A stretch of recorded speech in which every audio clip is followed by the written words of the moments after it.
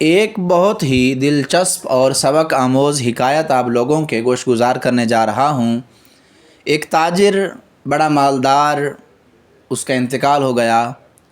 اب اس کا ایک بیٹا تھا، لیکن اس بیٹے کا کسی کو پتہ نہیں تھا، اس کی شکل کسی نے نہیں دیکھی تھی۔ کچھ عرصہ گزرنے کے بعد 3 لڑکے اور 3 لڑکوں نے یہ دعویٰ کر دیا کہ یہ مرنے والا تاجر ہمارا باپ تھا، لہٰذا اس کی ساری وراثت ہمارے سپرد کر دی جائے۔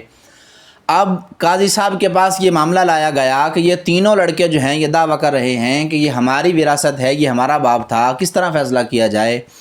قاضی صاحب نے اس مرنے والے تاجر کی ایک تصویر منگوائی اور تینوں لڑکوں سے کہا کہ تم باری باری نشانہ لگاؤ، جس کا نشانہ صحیح طریقے سے اس تصویر پر لگ گیا اس بندے کو یہ ساری وراثت مل جائے گی، سارا مال مل جائے گا۔ اب 2 لڑکوں نے حامی بھر لی کہ ٹھیک ہے ہم نشانہ لگاتے ہیں، لیکن جو تیسرا آدمی تھا، تیسرا بندہ تھا، اس نے کہا کہ قاضی محترم مجھے مال کا لالچ نہیں ہے، میری غیرت یہ گوارا نہیں کرتی کہ میں اپنے باپ کے منہ پہ نشانہ لگاؤں، یہ دولت ساری انہیں کو دے دو، مجھے دولت سے کوئی سروکار نہیں ہے۔ اور وہ رونے لگا۔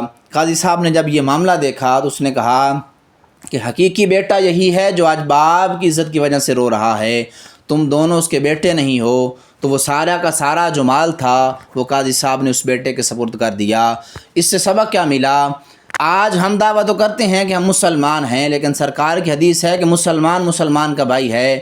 مسلمان کے ایک وجود کے ایک جگہ کو درد ہوتا ہے تو سارا مسلمان کانپ اٹھتا ہے۔ آج ہمارے بھائی فلسطین میں رو رہے ہیں، زندہ جلائے جا رہے ہیں، لیکن ہماری مسلمانوں کی نہ جانے غیرت کہاں چلی گئی۔ پتہ یہ چلا کہ ہمارے یہ دعوے فقط دعوے ہیں، اس میں حقیقت نہیں ہے۔ اللہ رب العزت ہمیں اپنے فلسطینی بھائیوں کے ساتھ صحیح معنوں میں محبت کرنے کی توفیق عطا